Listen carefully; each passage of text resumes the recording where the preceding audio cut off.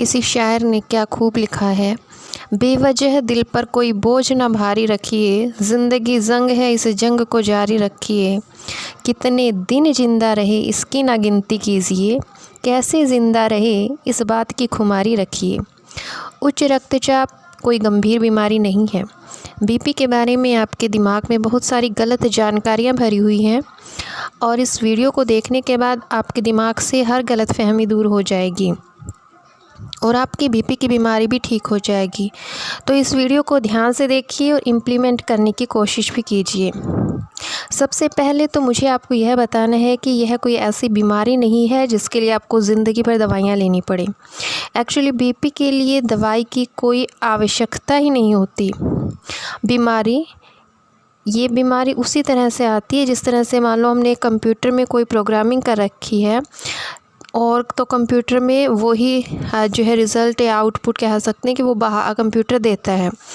जैसे कि कंप्यूटर में हम एक बार प्रोग्रामिंग कर देते हैं कि 9 - 2 = 7, तो हर बार 9 - 2 पूछने पर कंप्यूटर ने 7 ही आंसर देना है।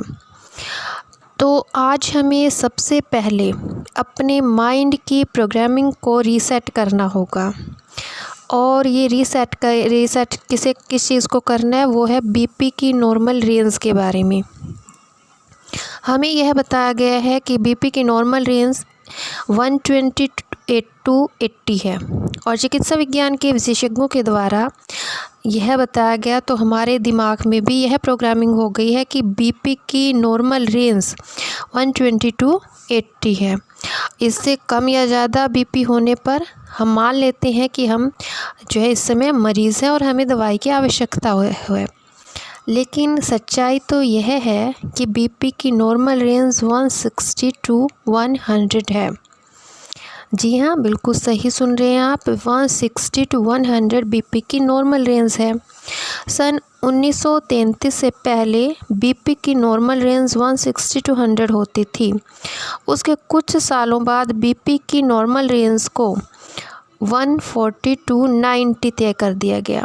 160 to 100 से घटाकर इसे 140 to 90 निश्चित कर दिया गया और आने वाले कुछ सालों के बाद तो इसे फिर से दोबारा से चेंज कर दिया गया और इसे ला दिया गया 120 to 80 पर कर दिया गया।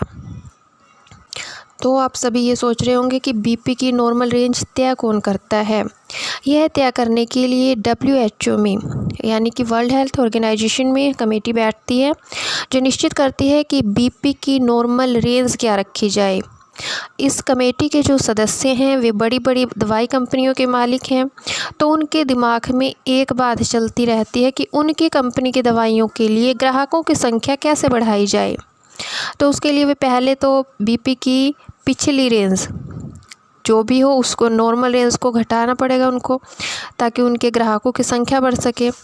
क्योंकि मान लीजिए जैसे कि 160 to 100 थी पहले रेंज, उसे घटाकर अगर हम 140 to 90 कर देते हैं तो जो व्यक्ति इस रेंज से बाहर निकलते हैं उन्हें आप पेशेंट करार दे सकते हैं और जितने ज़्यादा पेशेंट होंगे तो उनको उतनी ही ज़्यादा लोगों को दवाइयों की आवश्यकता पड़ेगी, यानी कि उनकी कंपनी का मुनाफा भी ज़्यादा हो जाएगा।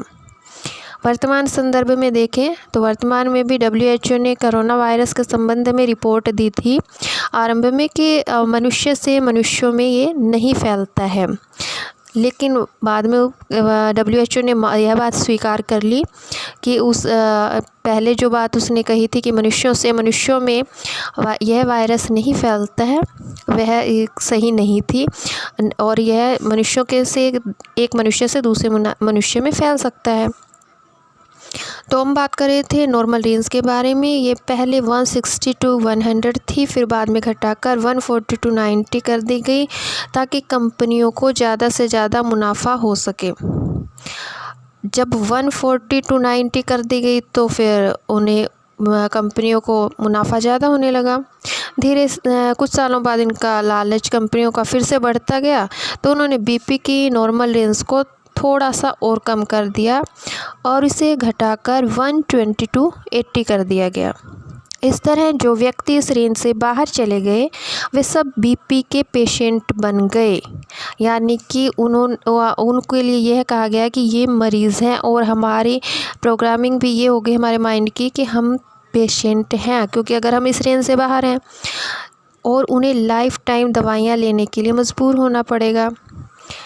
और यही कारण है कि ऑर्डिनरी लोगों को ये बात पता नहीं होती और वे स्वस्थ रहते हुए भी स्वयं को बीमार समझकर आजीवन दवाइयाँ लेते रहती हैं। अब आपको ये बात तो एकदम से क्लियर हो गई कि 160 टू 100 की रेंज में अगर आप आते हैं तो आप एक पूर्णतः स्वस्थ व्यक्ति हैं, आपको बीपी की कोई प्रॉब्लम नहीं है। दूसरी महत्वपूर्ण बात, जब भी आपको लगता है कि आपका बीपी कुछ बढ़ रहा है तो बीपी मपवाने के लिए आप किसी बड़े हॉस्पिटल में ना जाएं, क्योंकि हॉस्पिटल का वातावरण जैसा होगा वो आपके मन की घबराहट चिंता को और अधिक बढ़ा देगा। जितना बड़ा हॉस्पिटल होगा आप वहाँ उतने ही ज़्यादा पेशेंट भीड़ देखकर आपका बीपी नॉर्मल से ज़्यादा ही आने वाला है, चाहे वास्तव में आपका बीपी नॉर्मल रहता हो और सारी सिचुएशंस में। लेकिन जब आप हॉस्पिटल के अंदर जाएंगे तो आपका बीपी बढ़ जाता है और फिर आपको लगता है कि हाँ मेरा बीपी बढ़ा हुआ, और डॉक्टर उस समय आपको सलाह देते हैं दवाइयाँ के लेने की। अगर आपको बीपी को लेकर मन में थोड़ा बहुत भी डाउट है तो बीपी मपवाने के लिए आप उस समय जाइए जब आप बहुत खुश होते हैं, या पॉजिटिव थॉट्स के साथ जाइए। उस समय जो बीपी आएगा वह आपका नॉर्मल बीपी होता है। आशा करती हूँ कि ये सभी जानकारी आपके लिए कुछ महत्वपूर्ण होगी और आप इसका फ़ायदा अवश्य उठाएंगे। धन्यवाद।